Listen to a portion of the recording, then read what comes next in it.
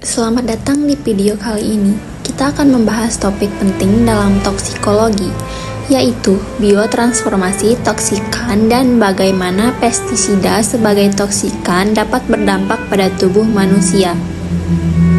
Pemahaman ini sangat penting untuk menjaga kesehatan kita, terutama bagi mereka yang terpapar pestisida dalam aktivitas sehari-hari. Pestisida memang sangat bermanfaat dalam meningkatkan produktivitas pertanian. Namun, penggunaan yang tidak tepat bisa menimbulkan bahaya serius bagi manusia. Untuk memahami bagaimana tubuh bereaksi terhadap pestisida, kita perlu mengenal proses yang disebut biotransformasi toksikan, yaitu cara tubuh memetabolisme dan menyingkirkan zat beracun. Pertama-tama, kita akan membahas konsep dasar biotransformasi toksikan.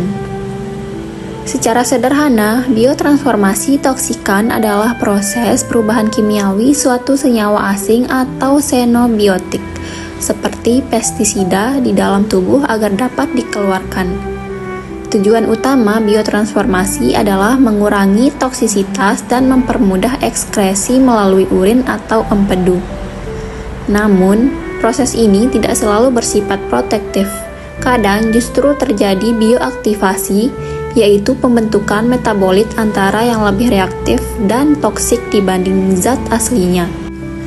Sebagai contoh, pestisida jenis organofosfat seperti paration dapat diubah oleh enzim hati menjadi paraokson yang memiliki daya hambat enzim asetilkolinesterase jauh lebih kuat dan menyebabkan gangguan saraf berat. Untuk yang kedua, tahapan biotransformasi. Biotransformasi toksikan adalah proses metabolisme yang terjadi dalam tubuh untuk mengubah zat toksik seperti pestisida menjadi bentuk yang lebih mudah dieliminasi. Proses ini dibagi menjadi dua fase utama, yaitu fase 1 dan fase 2. Fase 1 atau reaksi fungsionalisasi. Pada fase ini, molekul pestisida dimodifikasi melalui reaksi oksidasi, reduksi atau hidrolisis. Enzim yang paling berperan adalah sitokrom P450 monooksigenase atau CYP450. Tujuan dari reaksi ini adalah menambahkan gugus fungsional seperti gugus hidroksil, amino atau karboksil, sehingga menghasilkan molekul menjadi yang lebih polar dan larut dalam air. Namun, molekul fase 1 ini kadang masih aktif dan berpotensi toksik. Contoh reaksi fase 1 yaitu paration diubah menjadi paraokson melalui oksidasi oleh enzim CYP450. Contoh selanjutnya yaitu hidrolisis karbamat menghasilkan asam karbamat dan alkohol yang lebih mudah diekskresi. Namun, disinilah letak bahayanya. Metabolit antara hasil fase 1 dapat sangat reaktif dan berpotensi menyebabkan kerusakan jaringan melalui pembentukan radikal bebas atau aduksi protein dan DNA. Selanjutnya, pada fase 2 atau reaksi konjugasi. Setelah melalui fase 1, hasil metabolit biasanya mengalami reaksi konjugasi dengan molekul endogenous seperti glukuronida, sulfat atau glutation. Reaksi ini menghasilkan senyawa yang lebih larut dalam air dan cenderung tidak aktif, sehingga memudahkan ekskresi toksikan dari tubuh. Ada 3 enzim yang berperan di sini antara lain yaitu yang pertama UDP glukuronil transferase, yang kedua sulfotransferase, yang ketiga glutathione S transferase. Tujuan fase 2 adalah meningkatkan kelarutan air sehingga metabolit dapat dibuang melalui urin atau empedu dengan aman. Namun, jika metabolit reaktif terbentuk terlalu banyak dan cadangan glutathione menurun, maka proses konjugasi gagal dan kerusakan sel bisa terjadi. Selanjutnya, yang ketiga, efek toksikan pestisida akibat biotransformasi. Meskipun biotransformasi berfungsi detoksifikasi, Beberapa metabolit toksikan dari pestisida dapat menyebabkan berbagai efek toksik pada organ tubuh manusia antara lain. Yang pertama yaitu hepatotoksisitas atau kerusakan pada hati. Pestisida dan metabolitnya dapat merusak hati. Organ utama metabolisme menyebabkan gangguan fungsi hati, peradangan, dan kerusakan jaringan hati. Ini karena metabolit toksik dapat menyebabkan stres oksidatif di sel hati. Paparan kronis pestisida organofosfat dan organoklorin telah dikaitkan dengan peningkatan enzim hati atau AST, ALT, dan perubahan histologis hati. Kerusakan ini bisa bersifat reversibel bila paparan dihentikan, tetapi juga bisa progresif hingga menyebabkan gagal hati. Selanjutnya yang kedua, nefrotoksisitas atau kerusakan pada ginjal.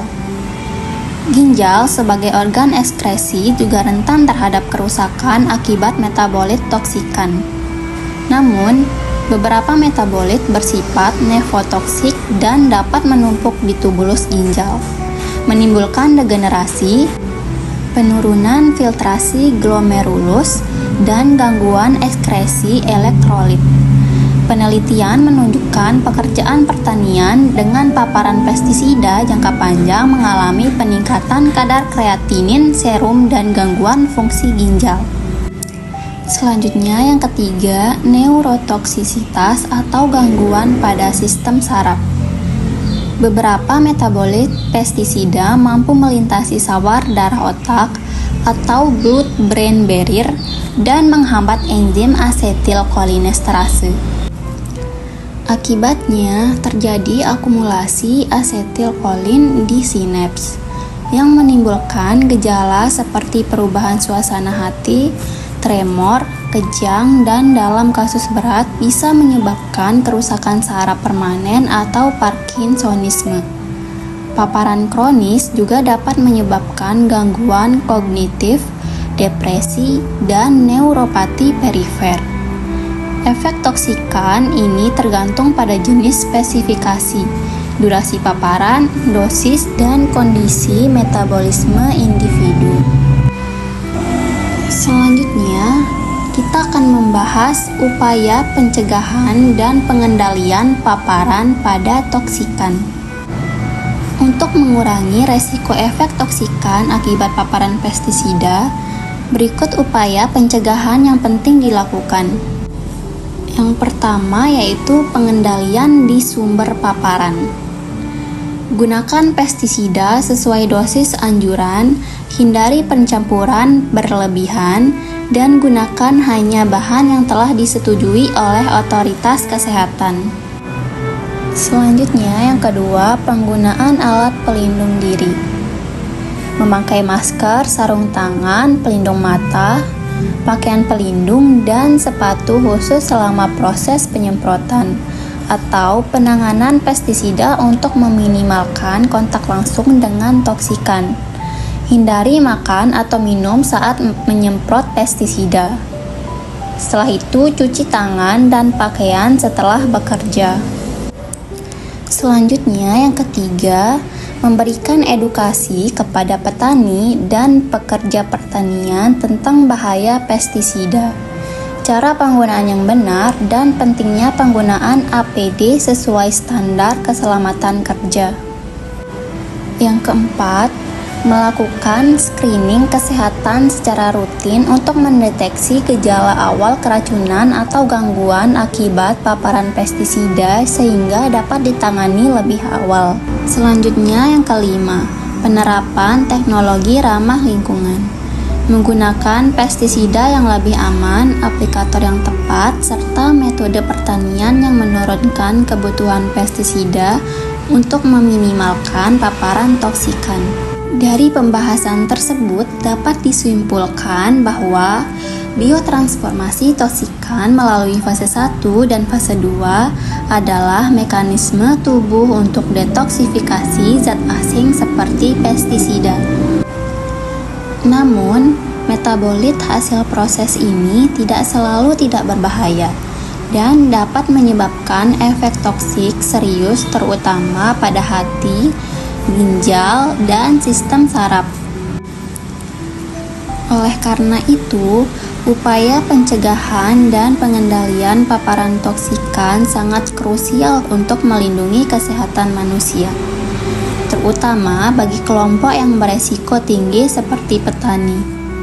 Edukasi, penggunaan APD, dan pemeriksaan kesehatan berkala adalah langkah efektif yang dapat dilakukan.